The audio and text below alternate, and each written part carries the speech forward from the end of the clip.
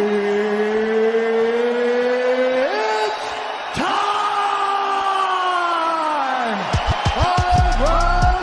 the undisputed UFC.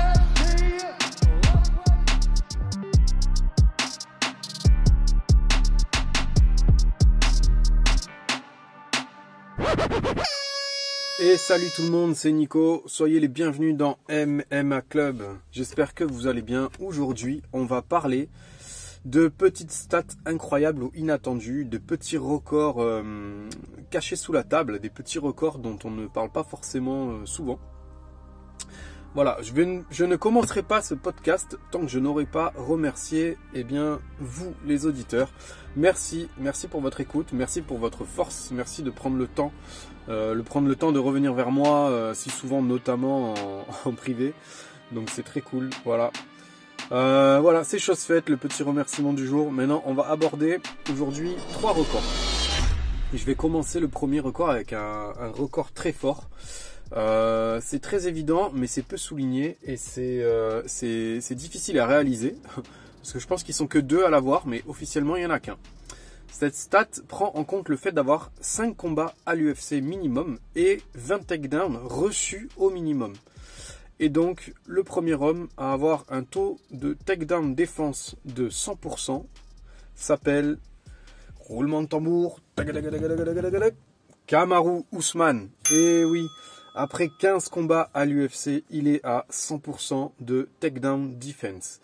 Bon, par contre, il n'est pas dans le top 10 des takedowns lancés, ni dans le top 10 de la précision de takedown réussi. On parle de quelqu'un qui a affronté Tyron Woodley, Rafael Dos Anjos, 2 fois Colby Covington, qui pourtant est un super grappleur, 2 fois Masvidal, qui sait aussi très bien lutter. Sur les 4 adversaires cités, il y a 6 combats et 4 décisions. Ça veut dire que sur 155 minutes à peu près, soit 31 à 32 rounds disputés, il n'a pas encaissé un seul takedown contre ces 4 chiens-loups de la casse affamés. Et au total, puisque vous ne me le demandez pas, je vais vous le dire, ça fait 51 rounds environ sans encaisser de takedown à l'UFC. 51 rounds environ, c'est incroyable. Ensuite, pour compléter ce podium, à 95,5%, on retrouve Rafael Fiziev. Et à 95%, on retrouve John Jones à la 3e place de ce podium.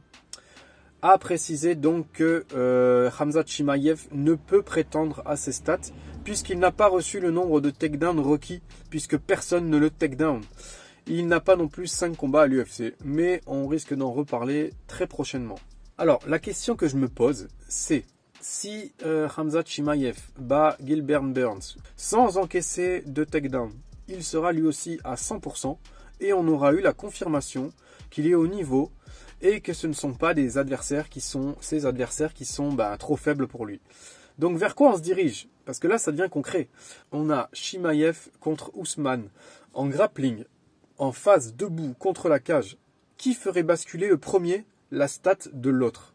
Qui enlèverait un pourcentage à l'autre? Franchement, c'est une dinguerie quand on y pense. Quand je pense qu'on est à un combat de résoudre cette énigme lunaire, c'est vraiment incroyable. Alors peut-être que Gilbert Burns va chambouler mes plans. Peut-être que ça va pas du tout se passer comme prévu.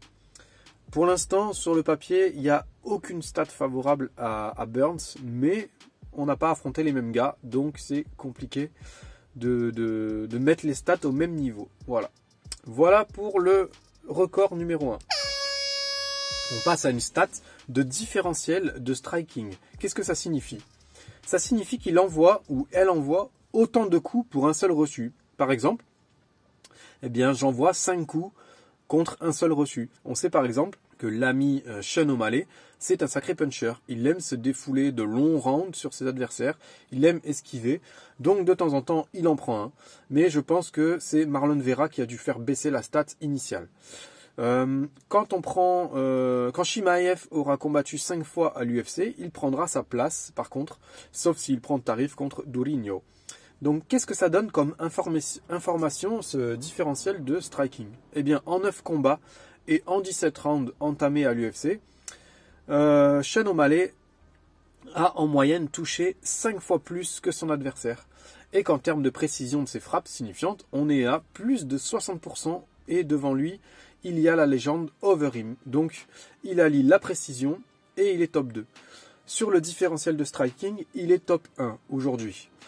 Puisqu'Overeem ne combat plus, ni à l'UFC, ni je crois qu'il combat nulle part. Il est premier en frappe touchée avec plus de 8 coups portés à la minute. Derrière lui, on a Chris Cyborg qui est deuxième, Thomas Spinal qui est en réalité deuxième et Chris Daukaus qui est troisième. Daukaus qui vient de se faire coucher par Curtis Blade, pardon. Curtis Blade n'est pas allé à la lutte alors qu'il savait, hein, j'imagine qu'ils connaissent leurs stats. Curtis Blade savait que Chris Daukaus avait le meilleur différentiel de striking, un des 3 meilleurs différentiels de striking à l'UFC, et pourtant il l'a battu en boxe. Donc ça en dit long aussi sur le niveau actuel de Razor Blade. Donc on a Sean O'Malley, numéro 1, avec un différentiel de striking de 8, ça veut dire qu'il frappe 8 coups pour 1 reçu. Thomas Spinal est deuxième et Chris Daukaus est troisième. Ils sont également dans le top 10, alors tous les 3, hein, dans le top 10 des frappes qui touchent à la minute. Donc ils ont non seulement un différentiel qui est mais au-dessus du lot, mais en plus, à la minute, ils touchent largement plus que les autres. Voilà, c'est assez intéressant. On passe au troisième record à l'UFC, qui a gagné le plus de combats à la décision. Alors là, il y a 2 classements. Il y a celui qui inclut les retraités et ceux qui sont partis, et celui qui inclut le roster actuel. Dans le classement des retraités ou ceux qui sont partis, on a numéro 1 Georges Saint-Pierre, Diego Sanchez, Rafael Dos Anjos et Brad Tavares, numéro 1. En numéro 2, on a Andrei Arlovski. En numéro 3, on a Frankie Edgar. Ou alors, actuellement, ceux qui sont encore à l'UFC, on a Rafael Dos Anjos, Brad Tavares et Neil Magny qui sont à 12 victoires à la décision. Andrei Arlovski, 2e, et Frankie Edgar, 3e. Cette stat est à coupler avec le nombre de combats faits et donc le nombre de minutes passées dans la cage. Les coups encaissés, voilà, on peut aller très loin, on peut chercher longtemps des stats accumulées comme ça. Mais là, c'est le nombre de décisions qui sont gagnées. Donc on va rester focus sur le nombre de combats effectués à l'UFC. Voilà, des noms cités comme ça, c'est Arlovski qui en a 37. Puis Dos Anjos, il en a 31. Et Frankie Edgar, il en a 29. Ils ne se suivent pas. Ils ne sont pas top 1. Le plus de combats à l'UFC, de toute façon, c'est Jim Miller qui en a 39. Voilà, bref. Donc, Frankie Edgar, du coup, il est classé 4e des victoires à la décision. Et c'est pourtant lui qui a passé le plus de temps dans la cage. Il a passé presque 8 heures. Il a passé 7h55 et 9 secondes en 29 combats.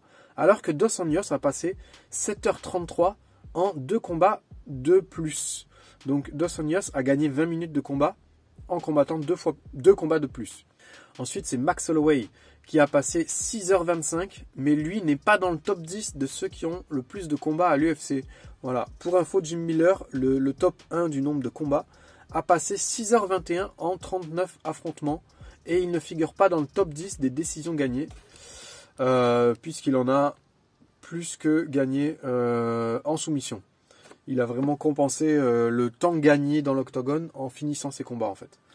Voilà, ça en dit long également du coup sur les guerres équilibrées que tous ces gens ont dû faire, les coups encaissés.